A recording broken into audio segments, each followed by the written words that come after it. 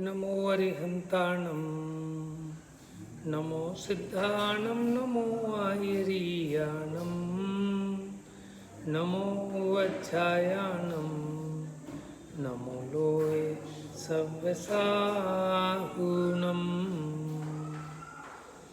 एष सुरासुरमणुसिन् वन्दितं धोदघायिकं मलम् प्रणमामि वड्डमाणं तित्थं धम्मस्य कर्तारम्।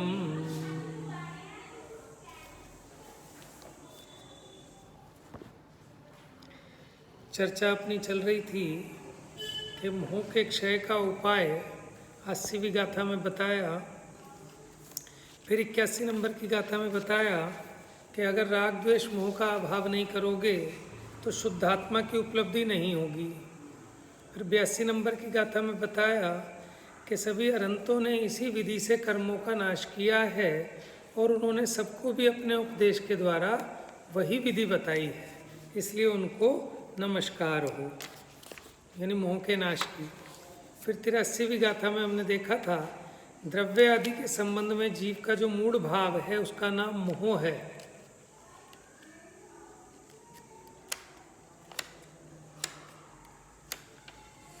और ये जीव मोह से आच्छन्न होता हुआ राग द्वेष करके क्षुब्ध होता है। फिर 84 नंबर की गाथा में बताया कि मोह, राग और द्वेष इन रूप से परिणमित आत्मा उसको अनेक प्रकार के बंध माने वो बंधनों को प्राप्त होता है, इसलिए क्या करना चाहिए, इनका नाश करना चाहिए, मोह राग द्वेष का। फिर 85वीं गाथा में बताया कि पदार्थों का अयथार्थ ग्रहण, करुणा भाव इसमें तिर्यंच और मनुष्यों में, और 5 इंद्रिय के विषयों की संगति, ये सब मोह के चिन्ह हैं।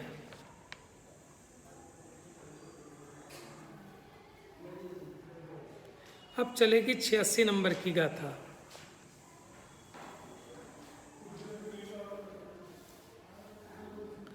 तो यहाँ कहते हैं अथ, पेज नंबर 146, अथ मोह क्षपणों पायांतर मालोच्यति। मोह क्षपणों यानी मोह के नाश का उपायांतरम आलोच्यति। आलोच्यति माने देखते हैं, विचार करते हैं। क्या मोह के क्षय का उपाय तो बताया था 80वीं गाथा में कि जो अरहंत को द्रव्य गुण पर्याय से जानता है और अपने आत्मा को जानता है उसका मोह नाश को प्राप्त होता है। लेकिन अब पूछते हैं कि उसी का कोई दूसरा उपाय बताओ। उपायांतर मैंने उपाय के अलावा कोई दूसरा उपाय, तो कहते हैं मोह क्षय करने का उपायांतर विचारते हैं कि कोई दूसरा भी उपाय है तो बताओ। चलिए देखिए, जिण सत्था दो अट्ठे पच्चखादी ही भुज दो नियमा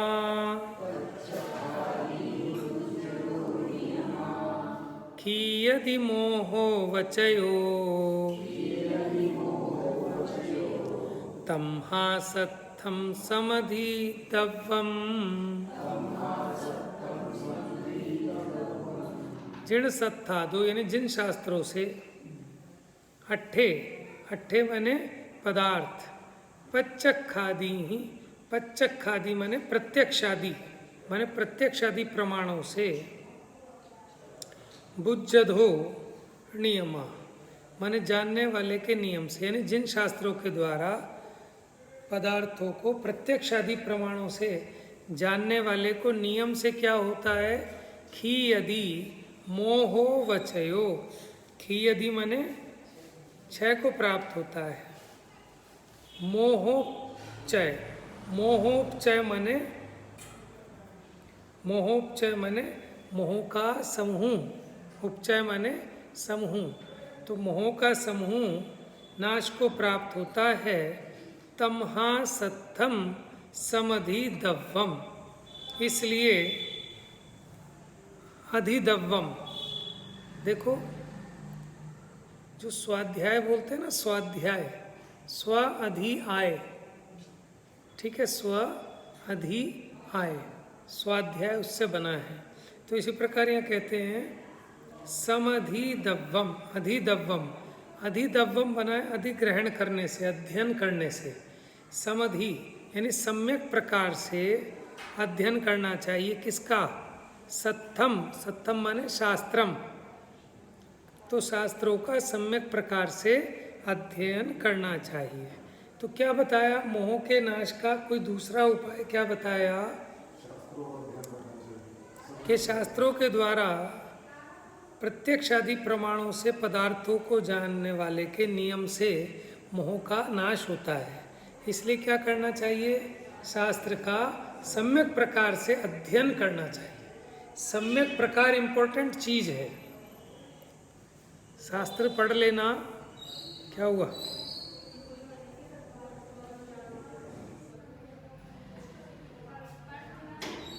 हाँ यही है, तत्वार्थ को जो जानते प्रत्यक्ष या जिन शास्त्र से दृग मोह क्षय हो, इसलिए स्वाध्याय करना चाहिए।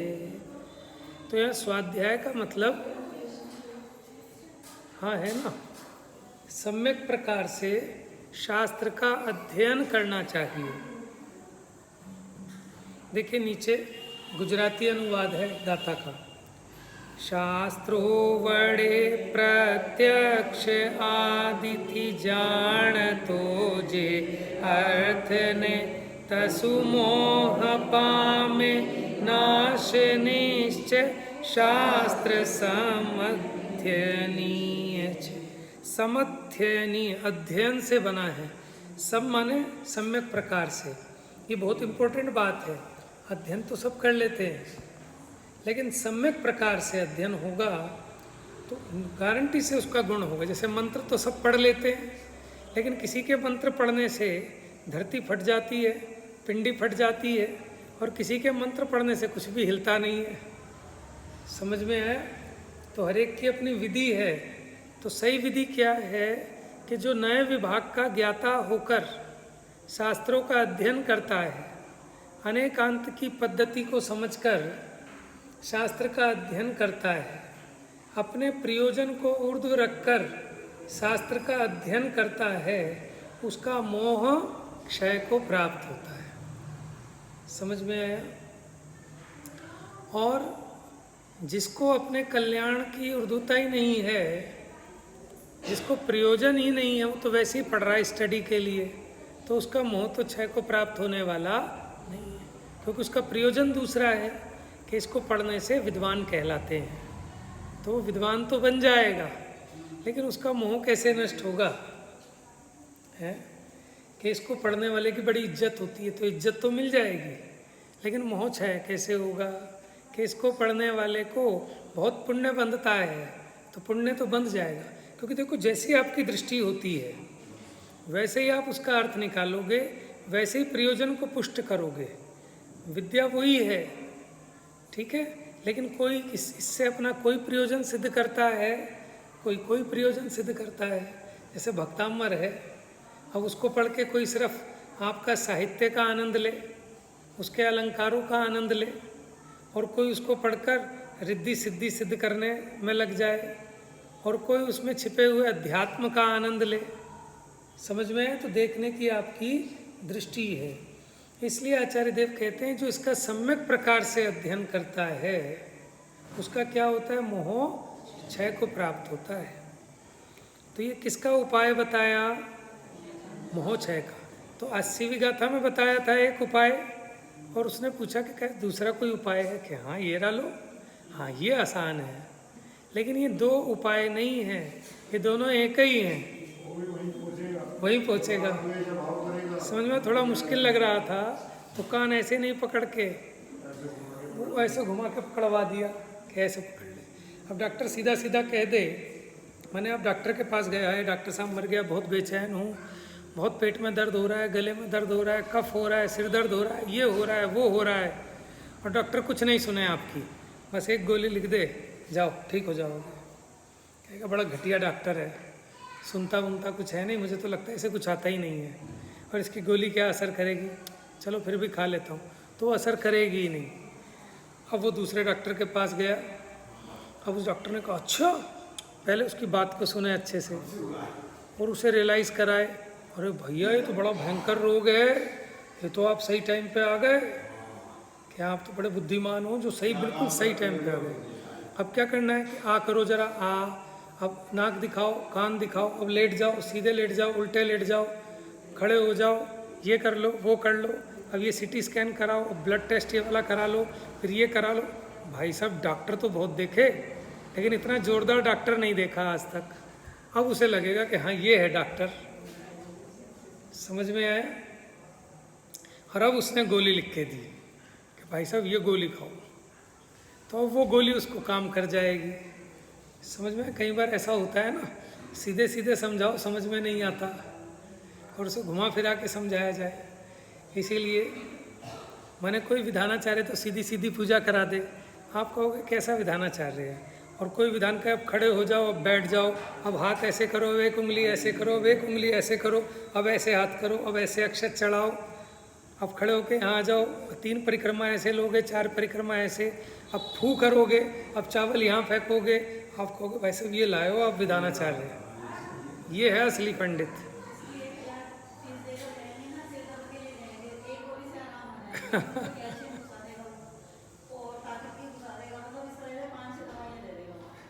देखो आप ही सोचो, अपने जीव की श्रद्धा से भी बहुत काम होता है? अब देखो आपको शास्त्र सुन के परिणाम निर्मल होते हैं कि आपको अगर शास्त्र की श्रद्धा है, सुनाने वाले की श्रद्धा है, तो आपके परिणामों पे इफेक्ट आता है। अगर आपको शास्त्र की श्रद्धा ना हो, सुनाने वाले की श्रद्धा ना हो, तो आपके परिणामों में परिवर्तन आएगा ही नहीं। समझ में आ रहा है? तो श्रद्धा का भी बहुत बड़ा रोल है। इसलिए आचार्य क्या कहते हैं कि जिनवाणी का वक्ता सम्यक दृष्टि होना चाहिए। खाली एक यही गुण नहीं है, लेकिन इसके अलावा बहुत गुण गिनाए हैं। क्यों? उसका सारा रीज़न ये है कि जब तक श्रोता को उसकी श्रद्धा नहीं होगी, तब तक उस पर उसका प्रभाव, आप हमारे कहने से किसी डॉक्टर के पास चले भी गए, लेकिन आपको उस पर भरोसा ही नहीं है, तो आपको उसका इलाज लग ही नहीं सकता।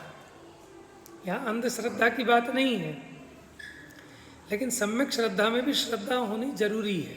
माने पहले आपका निर्णय होना चाहिए कि ये जो वक्ता है, ये वक्ता है कि वाकई में प्रामाणिक वक्ता है, कि ये जो कह रहा है ये जिनेंद्र भगवान की बात को ही कहता है ना। जब तक वक्ता की प्रामाणिकता नहीं होगी, तब तक आपको उसके वचनों से आपकी परिणति में फर्क पड़ने वाला। इसलिए टोडरमल जी ने लिखा कि सब गुण हो, लेकिन इम्पोर्टेंट गुण है कि वो जिसका अध्यात्म रस का रसिया हो। समझ में आया? जो जिन वचनों के कहने वाला अध्यात्म रस का रसिया हो। और बताऊं आपको, ये भी लिखा कि पुण्य उदय वाला होना चाहिए, क्योंकि अगर उसका पुण्य उदय नहीं होगा ना, तो कोई उसकी सुनेगा भी नहीं, खलबलाट करते रहेंगे, सब आपस में बातें करते रहेंगे, कोई उसकी कोई बात को गिनेगा ही नहीं, विरोध करते रहेंगे। तो उसका इतना पुण्य चाहिए। अब जैसे गुरुदेव थे, तो वो आत्मानुभवी थे, इसलिए वो फेमस हुए ऐसा नहीं है, क्योंकि आत्मानुभवी बहुत हुए, लेकिन वो अच्छे वक्ता के रूप में फेमस नहीं हुए। क्योंकि अच्छे वक्ता के रूप में फेमस होने के लिए पुण्य का उस प्रकार का तीव्र योग चाहिए। समझ में आया? तो गुरुदेव के ऐसे पुण्य का तीव्र योग था, नहीं तो ऐसे भी होंगे, वो तो चलो नीचे का ही गुण स्थान होगा, लेकिन कोई 6ठे 7वें गुण स्थान वाले भी हों, लेकिन हो सकता है कि उनके उस प्रकार के पुण्य का उदय ना हो। तो लोग हैं,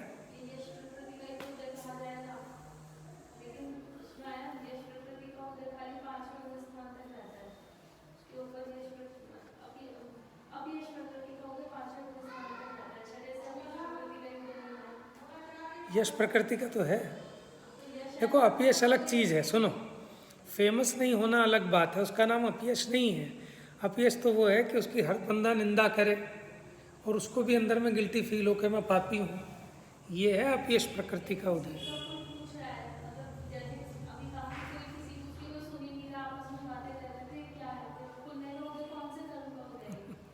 ये बड़ी कठिन बात है कि बहुत विस्तार है इन चीज़ों का। ठीक है, अभी मैं कुछ नहीं कह सकता उसके बारे में, क्योंकि देखो अनेक अनेक प्रकार के कर्मों का उदय चलता है। और वो जो जीव विपाकी प्रकृतियाँ हैं ना, वो तो जीव के अपने सोच के ऊपर है कि किसी की बुराई हो रही है वो उसी में राजी हो रहा है। लोग कहते हैं नंबर 1 का गुंडा है, उसे बड़ी खुशी होती है, अब बनाऊँ मैं आज नंबर 1 का गुंडा। तो बताओ उसके पुण्य का उदय मानोगे कि पाप का उदय है? उसको ये लगेगा कि मेरा यश हो रहा है। और उसे कोई कह दे बड़ा सीधा आदमी है, उसे बेइज्जती लगती है। तो वही काम अगर आपको कोई कहे कि बड़े शरीफ हैं, सज्जन हैं, तो आप खुशी मानते हो, तो आपके तो वो साता के उदय समझना उसमें, उस प्रकार की पुण्य प्रकृति का उदय। और एक व्यक्ति को कोई कह दे सीधा है तो वो चिढ़ जाता है। सीधे का मतलब होता है बेवकूफ़, जिसे अकल नहीं है। और कोई कहे बहुत चंट है तो वो खुश होता है। तो ये साता असाता और कौन सी बताई थी अभी, यश अपयश, ये भी जीव विपाकी प्रकृति है। तो जीव के परिणामों के हिसाब से इसका वो है।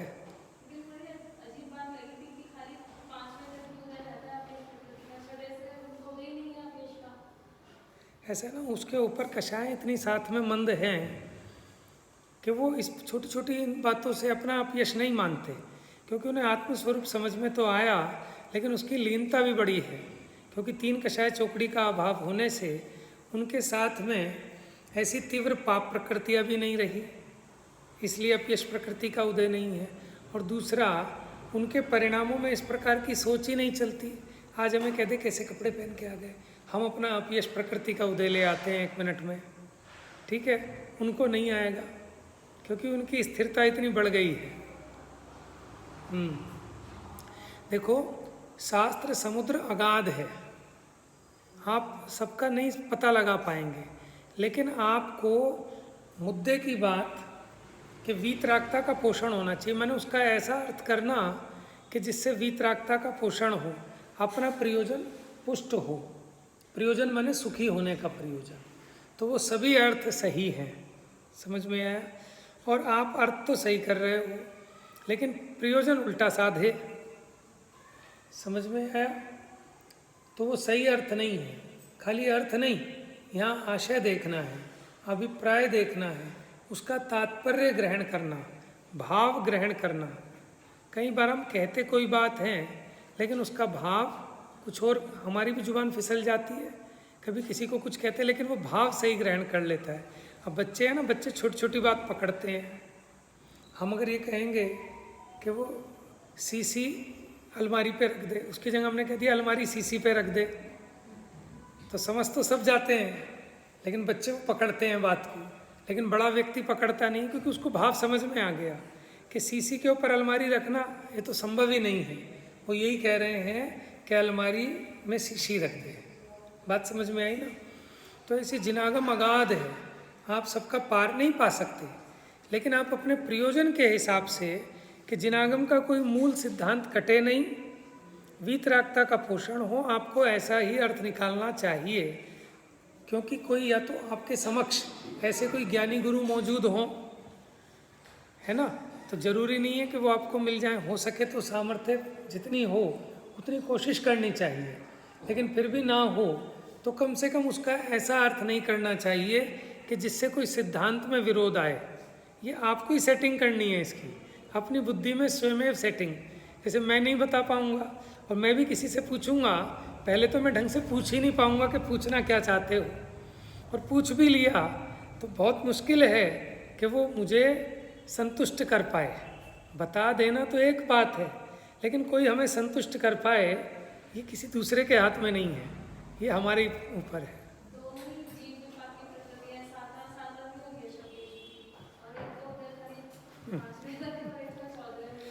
हाँ नहीं, अलग अलग हैं। वो नामकर्म की प्रकृति है यश अपयश, ये वेदनीय की प्रकृति है। तो वो उस तरह का देखो, जिसके यश प्रकृति का उदय होगा ना, उसके साथ में साता वेदनीय का भी होगा। ऐसा नहीं है कि वहाँ तो यश प्रकृति का उदय है ऐसा कैसे स्थिति में बनेगा?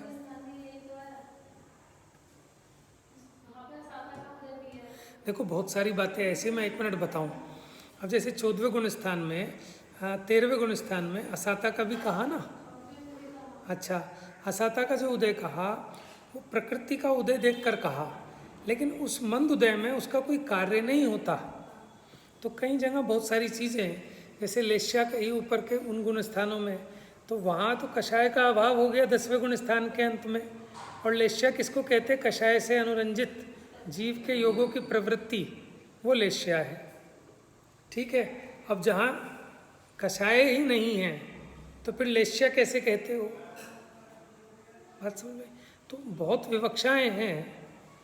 ठीक है, उतना अर्थ कर पाए तो विद्वत्ता की बात है, लेकिन फिर भी आपको अपने आप समझना पड़ेगा कि जिससे आपका यथार्थ प्रयोजन पुष्ट हो, माने वो पूर्वा पर विरोध ना आए, जिनवाणी के मूल सिद्धांत कोई कटे नहीं, उस प्रकार ही आपको उसकी सेटिंग करनी पड़ेगी। तो बहुत सारे प्रश्न होते हैं, हमने तो सोचना ही बंद कर दिए ज़्यादा। क्यों?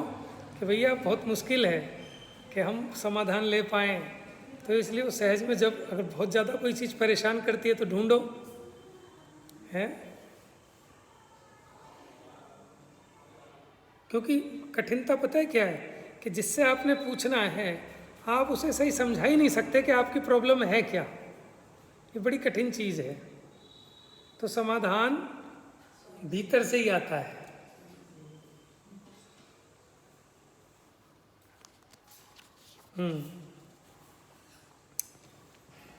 तो क्या कह रहे हैं कि कोई दूसरा उपाय भी है क्या मोह के क्षय का? के हाँ है। कि क्या है कि जिन शास्त्रों का नहीं, उन्होंने कहा कि जिन शास्त्रों से पदार्थों का प्रत्यक्षादि प्रमाण से क्या करना? बुझ्जदो, बुझ्जदो माने जानना। कहते ना पहली बूझो, बूझो तो जाने। तो जिन शास्त्र द्वारा प्रत्यक्षादि प्रमाणों से पदार्थों को जानने वाले के नियम से खियदि मोहो वचे, कि मोह का उपचय माने मोह का समूह नाश को प्राप्त होता है। तो मोह क्षय का ये उपाय भी है, इसलिए तमहा सत्थम समधिदव्वम, इसलिए शास्त्र का सम्यक प्रकार से अध्ययन करना चाहिए। लेकिन टोडरमल जी ने लिखा कि शास्त्र पढ़ ले तो कोई भी शास्त्र पढ़ लें कि नहीं, उचित शास्त्र को, ठीक है, उचित वक्ता से, उचित श्रोता होकर, उचित रीति से सुनना चाहिए, पढ़ना चाहिए। ठीक है, विधि भी बड़ी इंपॉर्टेंट होती है। हाँ, टीका देखिए पेज नंबर 147 पर, तो आपको ये समझ में आ रहा है, क्योंकि सम्यक प्रकार से शास्त्र का अध्ययन करेगा तो उसमें पदार्थों के स्वरूप को समझेगा, द्रव्य गुण पर्याय के स्वरूप को समझेगा। तो जो 80वीं गाथा में बात की थी कि अरहंतों को कैसे जानेगा, द्रव्य गुण पर्याय को कैसे जानेगा, तो शास्त्र के माध्यम से जानेगा। इसलिए सरल उपाय बता दिया, लेकिन रास्ता वहीं जाएगा। द्रव्य गुण पर्याय स्वभाव से अरहंत के ज्ञान द्वारा आत्मा का उस प्रकार का ज्ञान मोह क्षय के उपाय के रूप में पहले 80वीं गाथा में प्रतिपादित किया गया था। वह वास्तव में इस उपायांतर की अपेक्षा रखता है। क्या आप ऐसे कैसे जानोगे? आप जाके खड़े हो जाओ अरहंत भगवान के सामने, आप कैसे जान पाओगे कि कौन है, क्या है, इनका कैसा स्वरूप है? तो वो भी आपको शास्त्र स्वाध्याय से पता लगता है कि अरहंत भगवान माने क्या, कि सकल गेय ज्ञायक तदपि निजानंद रस लेंगे। कैसे पता चलेगा? शास्त्र के स्वाध्याय से। द्रव्य गुण पर्याय क्या होता है, ये किससे पता चलेगा? तो जो 80वीं गाथा में उपाय बताया था, ठीक है, वो इस उपाय अंतर की अपेक्षा रखता है। कहते साहब आपको गर्मी लग रही है? कि हाँ। क्या आप एक काम करो, आप चले जाओ नैनीताल। ठीक है साहब, अब चले जाए कह तो दिया, लेकिन नैनीताल जाना और बहुत सारे उपायांतरों की अपेक्षा रखता है कि पहले आप ट्रेन से जाओ, कि ट्रेन से भी जाना, उसके पहले भी आपको घर से तो टैक्सी से या ऑटो से या बस से जाना ही पड़ेगा ना। समझ में? हमने तो मूल बात बता दी आपको कि आप नैनीताल चले जाओ, लेकिन वो नीचे के सारे उपाय वो तो करने ही पड़ेंगे। तो हमने आपको कहा कि आप अरहंतों के स्वरूप को यथार्थ में जानो। तो किसी भी वस्तु का स्वरूप जानना हो तो द्रव्य गुण पर्याय से जानना पड़ेगा, तभी यथार्थ निर्णय होगा। ठीक है ना। तो पदार्थों का सम्यक ज्ञान होगा। अब वो कैसे होगा कि वो शास्त्र के द्वारा होगा। शास्त्र खाली लिखित ही नहीं, मौखिक भी होते हैं। पहले तो गुरु परंपरा से मौखिक ही उपदेश चलता था। अब आप सुन रहे हो, क्या सुन रहे हो? इसको कहते जिनवाणी सुन रहे हैं, शास्त्र सुन रहे हो। शास्त्र किसे कहते हैं? जिनेंद्र भगवान के उपदेश को शास्त्र कहते हैं अथवा जिनवाणी कहते हैं। तो उसको सुनना, उसका अभ्यास करना, उसी का नाम है शास्त्र स्वाध्याय। हाँ जी, नीचे आइए। तो वह उपायांतर क्या है? कि 80वीं गाथा में जो मोह क्षय का उपाय बताया था, अरहतों को द्रव्य गुण पर्याय से जानकर अपने आत्मा को जाने, ये मोह क्षय का उपाय है। लेकिन ये वाला उपाय कब हो सकता है? कि जब ये उपाय करूँ। देखिए, जिसने प्रथम भूमिका में गमन किया है, ऐसे जीव को जो सर्वज्ञ उपज्ञ, सर्वज्ञ के द्वारा उपज्ञ माने कहा गया होने से सर्व प्रकार से अबाधित है, उसमें कोई बाधा नहीं। भगवान ने जो तत्व का उपदेश दिया वो बाधित नहीं है। लेकिन अन्य मति वाले, चूंकि वो सर्वज्ञ नहीं हैं, उनका उपदेश बाधित है, कट जाता है। जैसे वो कहते हैं ईश्वर सृष्टि का करता है। अब उनका ये उपदेश स्वयं बाधित है कि अगर ईश्वर सृष्टि का करता है तो ईश्वर को करने वाला कौन है? तो वो ईश्वर है कि ये ईश्वर है? तो कहो ये तो अनादि से है। कि जब ये ईश्वर अनादि से हो सकता है तो ये पूरी सृष्टि भी अनादि से क्यों नहीं हो सकती? तो उसका कथन बाधित है।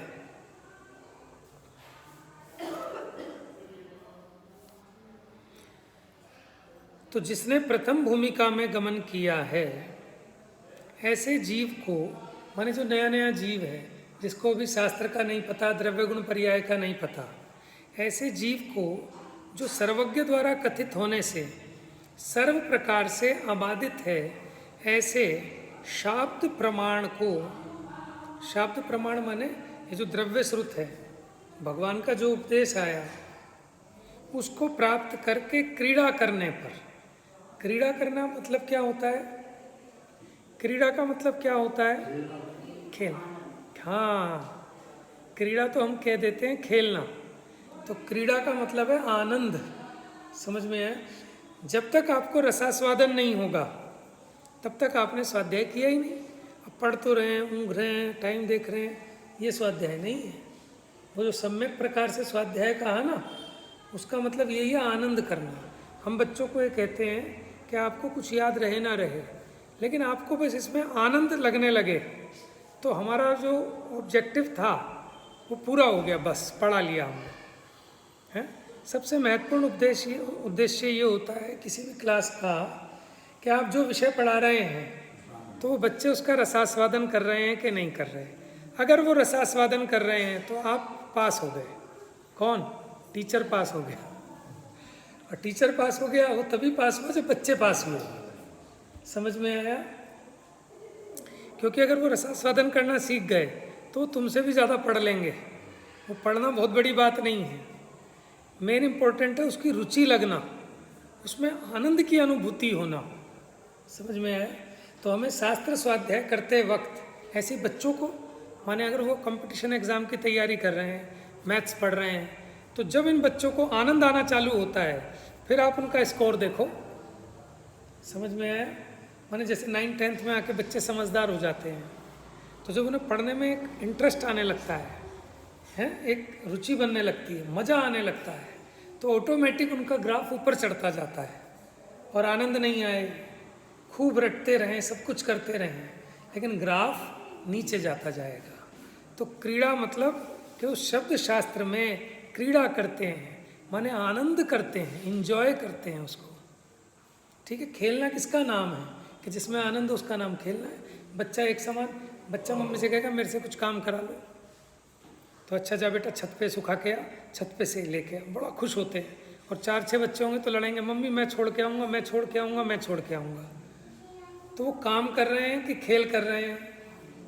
आपके लिए वो काम है, लेकिन उनके लिए वो खेल हो गया, क्योंकि उन्हें मज़ा आ रहा है। समझ में? एक डिबली वो होती है ना, ढक्कन, कोई ढक्कन लेके बच्चे उन्हीं में मज़ा कर रहे हैं, तो उनके लिए वही आनंद का काम है। तो जो भी आनंद की चीज़ हो उसे कहते हैं खेल। प्रवचन सार का जो प्रारंभिक मंगलाचरण था, तो उन्होंने कहा भगवान खेल खेल में ही वो केवल ज्ञान को प्राप्त कर लेते हैं। खेल खेल में माने मजे मजे में, लीला मात्र में। तो लीला का मतलब क्या होता है?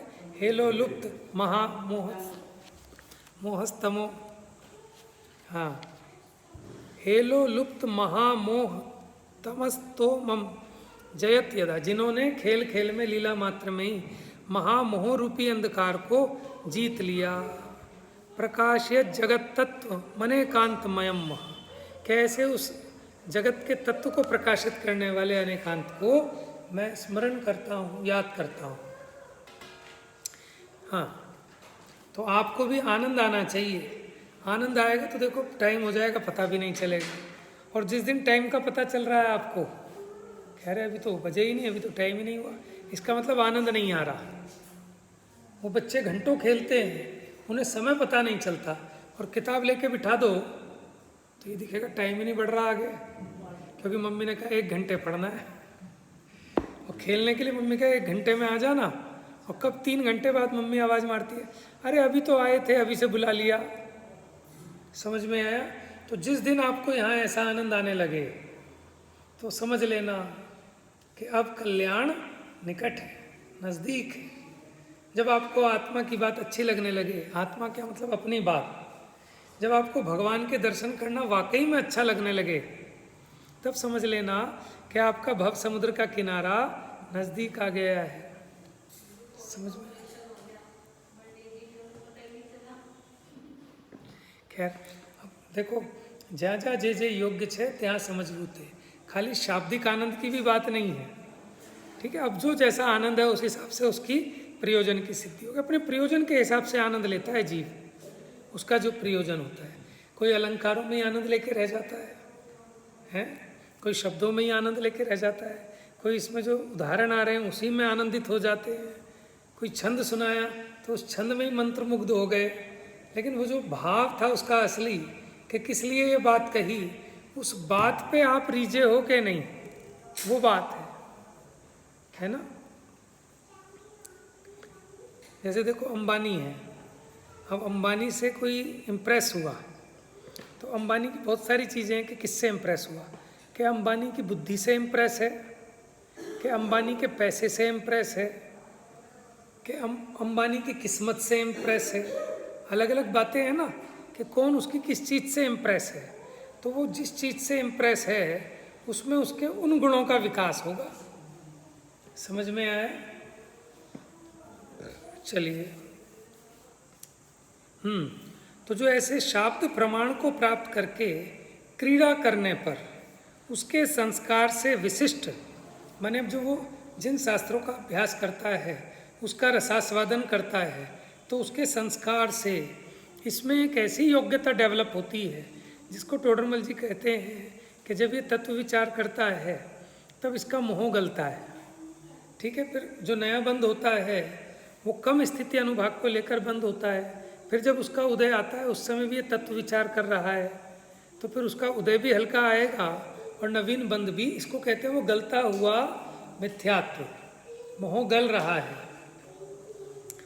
तो उसको कह रहे हैं उसके संस्कार से विशिष्ट संवेदन शक्ति रूप संपदा प्रकट करने पर क्या कह रहे हैं कि अब उसे अपने स्वरूप की पकड़ आने लगती है, अपने स्वरूप का संवेदन करने की सामर्थ्य व्यक्त होने लगती है। सहृदय जनों के हृदय को आनंद का, देखो ये जो भाषा है ना बड़ी कठिन लगती है। क्यों?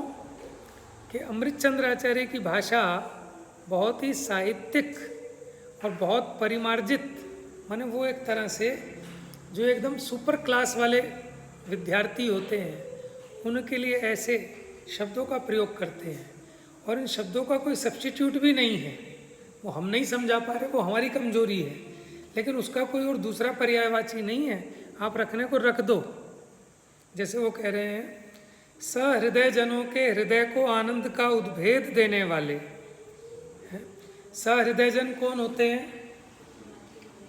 हाँ, मैचिंग बने, इनकी फ्रीक्वेंसी मैच करे, उन्हीं को तो आनंद आता है। अब हम स्वाध्याय करा रहे हैं, अब आप लोगों के बीच में हमें जो आनंद आता है, आप हमें किन्हीं नए लोगों के बीच में बैठाल दो तो हमें अंदर में वो आनंद ही उत्पन्न नहीं होगा। समझ में आया?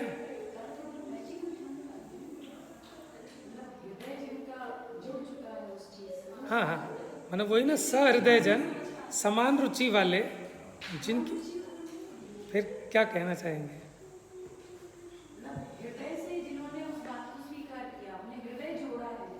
हाँ सा हाँ हाँ, बिल्कुल ठीक है। हाँ, वो होगा, वो समहृदय होगा, फिर समरुचि वाले। हाँ, मतलब जो हृदय से, हाँ, हृदय सहित, सही है, सहृदय यानी हृदय सहित, हृदय सहित मन भावना सहित। हाँ, माने जो प्रसंग है उसमें जुड़कर, माने वही जो पीछे कहा था ना, क्रीड़ा, आनंद, उसी को इन्होंने यहाँ कहा। हाँ, सहृदय जनों के हृदय को आनंद का उद्भेद, माने उसमें तन्मय हो जाते हैं। जो एक तो होते हैं शुष्क हृदय वाले, कि उन्हें कोई फर्क ही नहीं पड़ता कि जो भी चल रहा है चल रहा है, नहीं चल रहा है नहीं चल रहा। लेकिन एक ऐसे होते हैं सहृदय, माने कहते भाई तेरे में दिल नहीं है क्या? हाँ, भीगे चित्त वाले, बहुत बढ़िया। ये है कि जो प्रकरण चल रहा है,